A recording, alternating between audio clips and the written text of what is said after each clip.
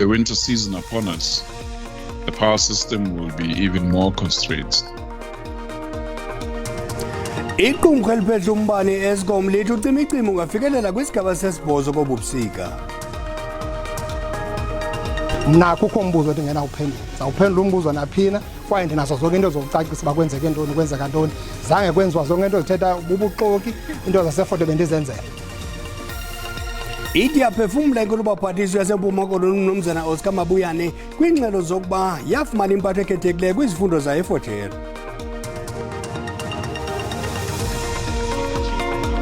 Kwezemidlalo iPremier Soccer League ibhekeze uluhlu abachongelwe imbasa kwisizini ka-2022-2023.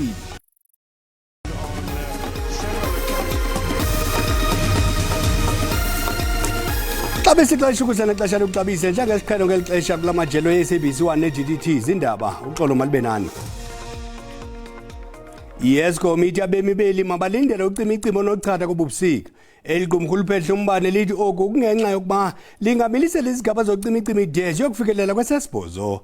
Ithi isisekabani ngamanye amacandelo angasebenziyo ekusile nelinye imiduphi. Kodwa i-Eskom ithi oko akuthethi ukuthi eli sekumbovu lifikelele kwisigaba sokucima pam kombane ixesha elide. Ngokwangoku i-Eskom iqhuba ucimicimi kwizigaba de ifikelele kwesesithandathu. Abempeli bazibone bengenampane into efikelela kwiiyure ezilishumi ngemini. Ngenxa yenqele ehamba nemfuno emandla yompane, eliqumrhu lompane lithi masisilindele isigaba sesibhozo sodanyacimi kobubusika.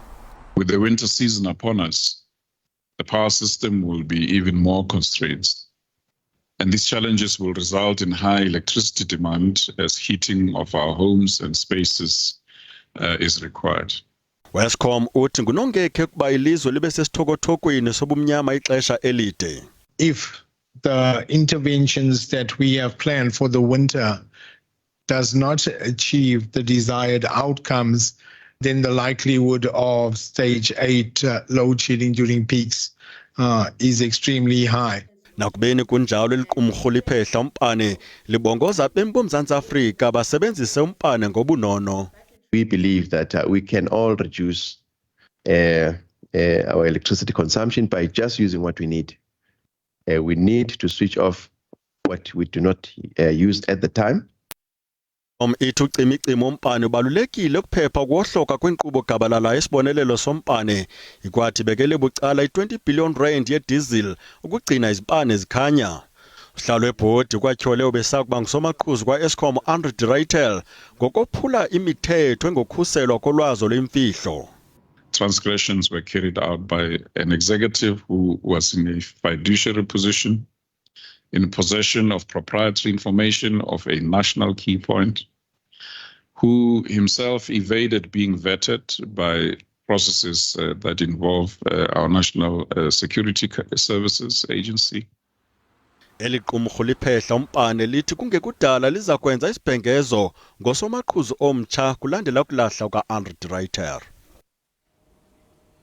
Ingqina lenkundla kwityala likaSenzo Meyiwa uZandi Khumalo lolathe abatyholwa ababini kwisihlanu esijongene netyala lokubulala uMeyiwa enkundleni namhlanje.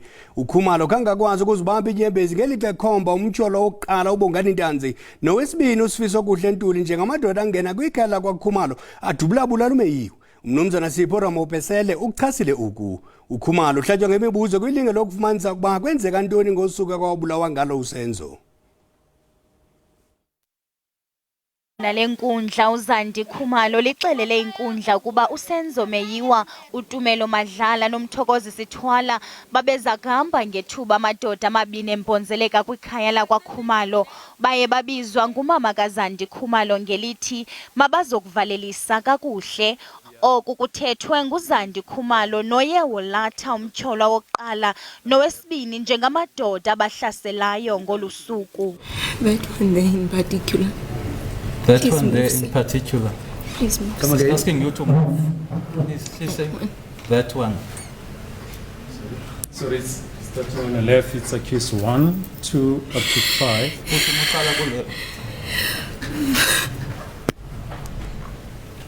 Are you guys even aware what you guys did to our lives? Are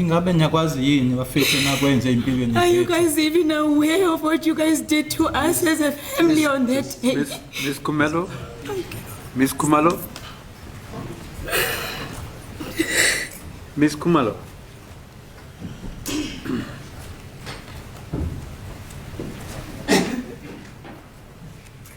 The damage that you guys caused.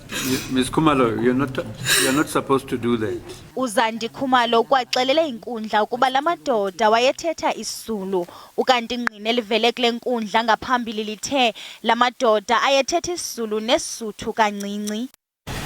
Say that that person spoke in isiZulu. Yes, ma'am. Are you able to repeat the exact words? Wathi khiphani imali nama cellphone. Kwaxelele inkundla ukuba umeyiwa udutyulwe emva kokujijisana nomnye wala madoda ngompu. Off again. For the how many time? For the third time. Yes. Yes, and at which place? Still coming from a kitchen. Ukanti yaqhuba isession yenkundla yokuhlaba ngemibuzo Uzandi Khumalo ngomso. Ukuziphatha kwegunyaba lezotshutshiso kwityala apho umnumzana Jacob Zuma azama ukutshutshisa bucala umongameli Cyril Ramaphosa kugxekiwe kwinkundla ephakamileyo yaseGauteng eGauteng. Igqiza elipheleleyo lejaji live kuba umngeni wezomthetho ocelwa ngumongameli Ramaphosa usekelwe kwinkqubo etenxileyo kumgaqo-siseko. Ujaji Ismail ubuze igqwetha le-NPA uadvocate Tebogo Matibedi ukuba kwakutheni i-NPA ingazikhupheli ngaphandle kulomba. You give a certificate, okay, go and prosecute so and so. They do that, but then you come out and you become his defender. It will all depend on whether that was done intentionally or not. Well, I don't know, but the crux of the matter is it was done. Why didn't you just stay out of it? Kwingcaciso yakhe uadvocate Matibedi uthe ingxelo ezikumela kunje ziqhelekile. You go and make public statements to the world at large, almost exonerating him, which a court should do. Okukususela kwingxoxo zamagqwetha ngaxasi nalo naliphina iqela kula mabini nafuna ukuqonda ngokuzimela kwe-NPA. Saying private prosecution is a safeguard against a possibility of the NPA being indifferent to bringing a state prosecution against certain individuals, whether it's because they are powerful politicians or businessmen. Thank you. Sinkonyiwe isigwebo kwelityala. Inkulu baphathiswa sempuma koloni umnumzana Oscar Mabuyane iyazikhaba ingxelo zokuba yafumana impatho ekhethekileyo kwizifundo zayo kwiYunivesithi yaseFort Hare. Utyhole liziko ngokumtyabeka ngezityholo. Iingxelo zidiza ukuba umnumzana Mabuyane befumana uncedo kweli ziko mfundo ngenkqubo yakhe yesidanga se-masters encediswa ngulowo besakuba ngumhloli onjingalwazi Edwin Ijioma. Amagqwetha enkulu baphathiswa yephondo Oscar Mabuyane alungisa amaphepha enkundla ngakwidyunivesithi iFort Hare. Umengelithi eliziko mfundo khange limphatha ngendlela eyiyo njengamfundi. 2021 yena namalungu aphezulu e-ANC ephondweni bakhutshwa kwizifundo zabo kwanokholeji. Lo kaMabuyane unayo idigri nowayifumana kwakule dyunivesithi apho waqalisa khona ukuveza umdla kwezopolitiko. Mna kukho umbuzo endingenawuphendula. Zawuphendula umbuzo naphina kwaye ndinazo zonke into zokucacisa kantoni. Zange kwenziwa zonke into zithetha bubuxoki, into zaseFort bendizenzela. Kwaye bendisebenza njengomntana wesikolo phaa eFort njengabanye abantwana besikolo. Uba ndiyaphaya bendiyopresenta bendibasetyhwini nabanye abantwana besikolo. Bingekho into ekuthiwa yekaMabuyane esecaleni. Xa ufika ngaphakathi ufike kukho ooprofesa abayi-6 nangaphezulu beza kubuza imibuzo ngale nto uthi uzawuyenza. So zange ke ibe into yomntu omnye. Ijioma ndamfumana eFort, ngumsebenzi waseFort, ndamnikwa iFort.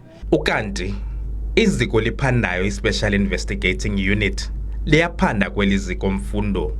Imiba ephandwayo kuquka khona ukunikezwa kwezidanga ngendlela engeyiyo. Eliziko mfundo likwabona ukubulawa kwabasebenzi nalapho abanye bebengcungcuthekiswa khona. uMabuyane uziphikile izityholo zokuba uthule ngale miba. I've never been silent. I've been condemning killings about University of Fort Hare, like any other killings that are happening. And I'm not going to fall into this trap of attention seeking about it and recreation of stories. Abasemagunyeni kule university lulu kwezintetha zikaMabuyane. Sithetha nje ngabantu abahlanu abajongene namatyala okubulala kweliziko mfundo. Abongile Yankees kwiindaba ze-SABC enxorha kwiphondo leMpuma Koloni.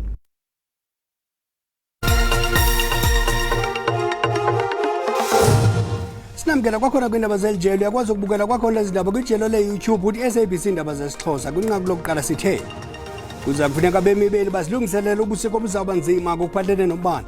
Esi silumkiso sikhutshwe ngabasemagunyeni kwinkampani ephehla umbane kweli i-Eskom.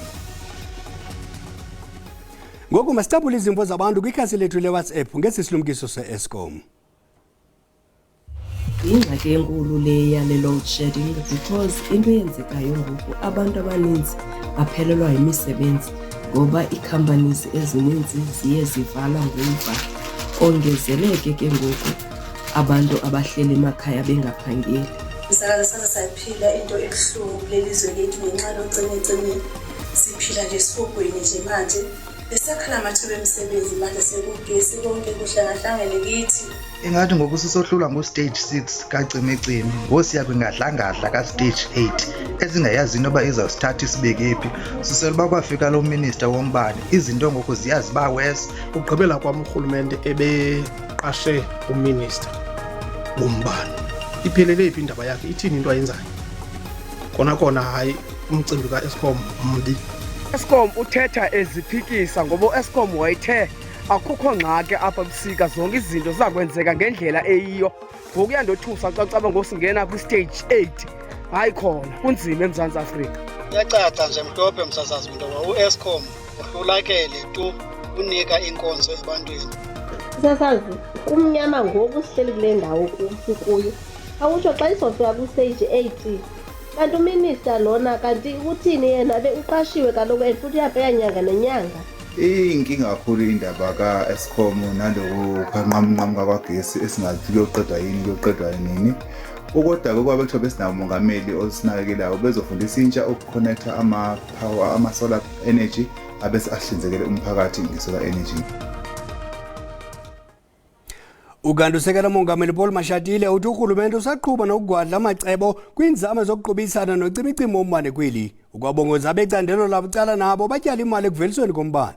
Umnumzana Mashatile bethethe eMgungundlovu ngethuba lotyelelo lwakhe olwentsuku mbini KwaZulu-Natal kwiphulo lokuhlola umsebenzi karhulumente. Iphini likaMengameli wezwe umnumzana uPaul Mashatile uqale wahambela ke indawo ezokuba ke isakhiwo esisha esaziwa ke ngeSmart City esizobiza ke izizumbulu zamaRandi eduze ke kuka N3. Uma ke lesakhiwo sesiqediwe sizokuba nesibhedlela kanye nezindawo zokuhlala. Kanti ke izikulungwane zamathuba emsebenzi ekulindeleke ukuthi adaleke uma ke sekwakhiwa lesakhiwo noma ke sesiphelile. Kepha ke uhulumeni uyavuma ukuthi ke inkinga yokucishwa konga kukagesi iyawukhinyabeza ke umnotho. We are now embarking on procuring emergency power. So that's one aspect. We have also indicated that in some instances we will use diesel to be able to keep the lights on. Iphini likaMengameli liphinde lacacisa ke futhi nangodaba ke laloyo ongumengameli waseRussia umnumzana uVladimir Putin nokulindeleke ukuthi athamele ingqungquthela ke yeBRICS kuleli. Umnumzana uMashatile kulindeleke ukuthi ke aphothule ke lolu hambo lakhe esifundazweni kusasa eMgungundlovu. NginguSimphiwe Makhanya wezindaba ze-SABC ngisemgungundlovu. Umphathi wezokuhlaliswa koluntu unkosikazi Mamluko Kuba utyelele umasipala weSili Garden Route eNtshona Koloni ehlola inkqubela yamaphulo okuhlaliswa koluntu. Umphathi nabanye abaphathiswa kwisizwe bakweli phondo phambi kwembizo kamongameli ezakubanjelwa ePaarl eBholeni ngomso. Ibe imincili ngethuba abahlali befumana iziqinisekiso zobunini bezindlu zabo. Jabulela title deed namhlanje, so I have that document. I have something that I will leave for my children. Ndiziva kamnandi kakhulu namhlanje xa ndifumene i-title deed yam ethi ndinelungelo ngoku nesidima sam sokuba nendlu ngoku. Nabantwana bam noba andisekho bazawukwazi ukuba nelungelo lokuhlala endlini kungekho umntu ubabhekisayo. Ulwakhiwo lwezindlu kummandla waseqolweni lujamelene nemicelimngeni eliqela kule minyaka igqithileyo, kodwa izinto zihamba ngocwangco ngoku. We are here handing over title deeds. As you know, that part of our commitment is to issue out title deeds across the country and improve so that people can have security of tenure in terms of their properties. So Ingxoxo malunga namanye amaphulo ziqhube kakuhle. Some of the new projects is to make provision for student accommodation, which is not necessarily part of what the local municipalities are doing, but the Minister Kubai, have also given us advice in terms of how can we go about and even resourcing funding. Ukubai uza kuba inxalenye yabaphathisi abaza kupheleka umongameli kwimbizo eza kubanjelwa ePaarl ngoLwesihlanu. Kwiindaba ze-SABC, ndingusiphiwe Wobasi ePlattenberg Bay. Amaxhoba ezikhukhula kwilali Langelophu eNkomazi eMpumalanga ecela uncedo lokuvuselela ubomi bawo emva kwezanjonjo zemvula ebezihlasela ngoFebruwari kulo nyaka. Izikhukhula zishiye kutshabalaliseka okuninzi namakhulu amathathu entsapho engenazindawo zokuhlala ngelixa kubhubha abantu abane kwaduka abanye abane. Iziseko zophuhliso ezonakalisiweyo ziseza kulungiswa, phakathi kwazo kukho iindlela, izikolo kunye nezibonelelo zempilo, nezindlu zabantu azizange zisinde, kwaye iintsapho ezichaphazelekayo kusenzima kuba zimelane nentlekele.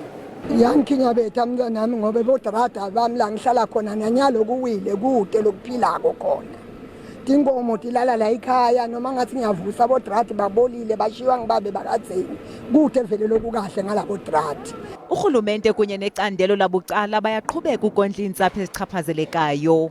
About 1.6 million was actually utilized and about 3,000 families were actually supported in this regard. Abahlali bazamkela iipasela zokutya. Umasipala waseNkomazi uphinde wasiphinda isithembiso sakhe sokunceda iintsapho ezichaphazelekileyo, ingakumbi ezo zithe zashiyeka zingenamakhaya ngenxa yezikhukhula. I-priority number 1 yamasipala ke ukuthi silungisele imigwaqo lena lemoshakele, kepha lokhu ke sikwenda ngokubambisana nawo onke ematiko lakhona ke ku-provincial government. Urhulumente wephondo uvakalise ukuba uza kufuna imali engaphaya kweebhiliyoni ezimbini zeerandi ukulungisa iziseko zophuhliso ezonakaliswe zizikhukhula kweli phondo.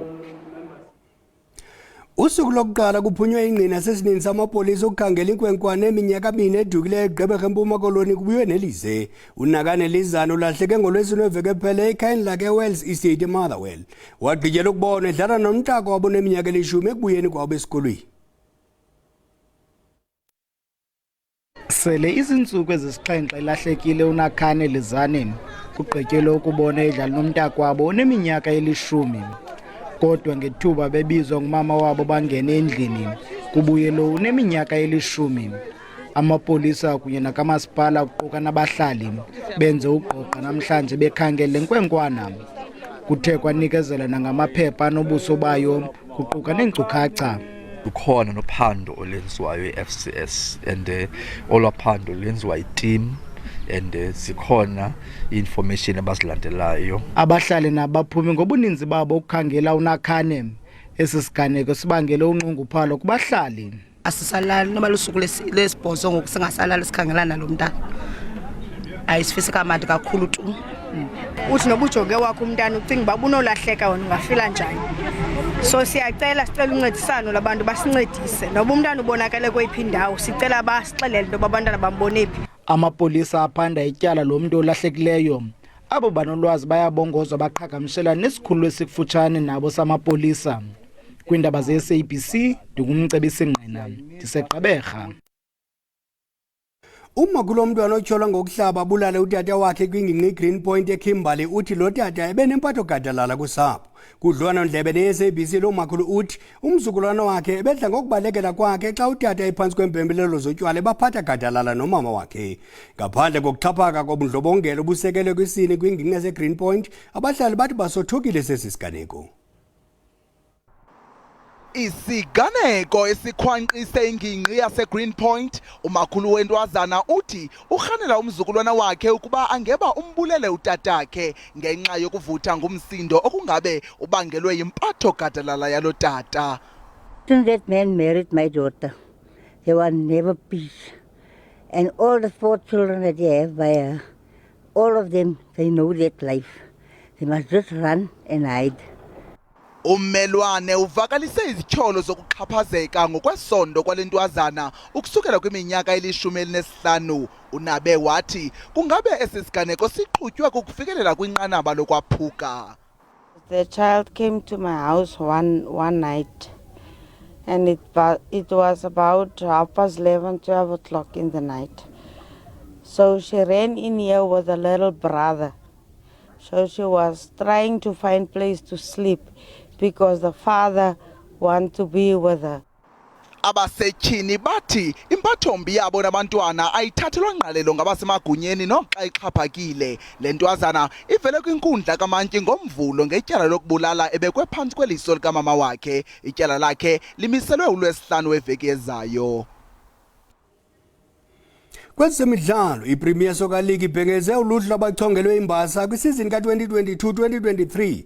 Umsitho wembasa uza kubanjwa ngecawa umhla wama-28 kule nyanga. Uza kusasazwa ngqo apha kwi-SABC 1.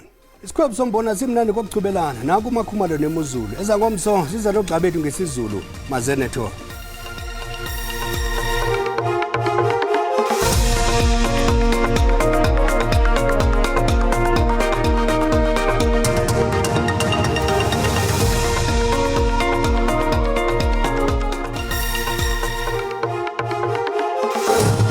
Sibulele kwibhele molweni wethu ngokuhlanje imozulu ime ngolhlobo esawubona nanke umsingo moyo bandayo phako lwanqimela kwaZulu Natal udala ke ezantshizane ezithe qala phaya eGqeberha kwindawo zigudlunqeme empuma koloni konyukela phaya kompumalanga kanti ke mahle kakhulu amathuba emvula phaya kwaZulu Natal kumimandla esentshona lithegwele ngamafu ingamathutyana nje angephi emvula alindelekileyo ngomso ke mbukeli sabonto ba kwindawo esentshona akho mvula zilindelekileyo kodwa ke ukhona la 30% wamathuba emvula phaka laphondo lasempuma koloni konyukela phaya eGauteng ze abe mahle kakhulu amathuba emvula kwindawo esifana naphaya kwaZulu Natal konyukela phaya kompumalanga kanti ke mbukeli likhona nekhephe elindelekileyo kwintaba zokhahlamba ngokunjalo naphaya kwindawo esifana nakoMalitswayi phaya uyabongozwa ke mbukeli into ba uqaphele kaloku lamvula engamandla phaya kwindawo sigudlunqemela kwaZulu Natal ngokunjalo naphaya eGqeberha ngokuhlwa nje ngomso ke mbukeli sabonto ba isalindelekile lamvula engamandla phaya kwindawo sigudlunqeme la kwaZulu Natal wona ke amaqondo wethu okutshisa asibonisa into ba noko athanda uba phantsi kwindawo ezininzi zelizwe siyabona into ba ngu4 degrees olindelekileyo phaya Uppington eVryburg ngokunjalo naseKimberley kodwa ke bethathathisa amaqondo ngo13 degrees phaya empuma koloni ndithatha ke ngeMonti phaya aphinde kabe phantsi ngesihlanu eKomani ngokunjalo naphaya eKaladokhwe ngu14 ofudumeleyo phaya eThekwini kanti ke eRichards Bay nakhona lihle izulu ngo15 degrees Celsius kwindawo esiphakamileyo phaya empuma uqala phaya eliphalale noko amaqondo ayathathisa ngo13 ngelicingo 16 degrees phaya ePhalaborwa naseMosina xa hlabela mgama mbukeli ndingatsho ndithi sinyanzelekile sibuyele kwezadyasi zethu ngenxa yelafuthe lomsingo womoya bandayo elivakalayo nokwamaqondo athanda 12 degrees Celsius nasemakhanda ke mbukeli kuthanda ubanda ngo16 ngelixa ngo15 phaya eRhafu ngokunjalo naseDiara kanti ke nakupha kwindawo esiphakamileyo silindele imozulu ebandayo kodwa kufudumele ngo27 eliphalale kamnandi mawethu.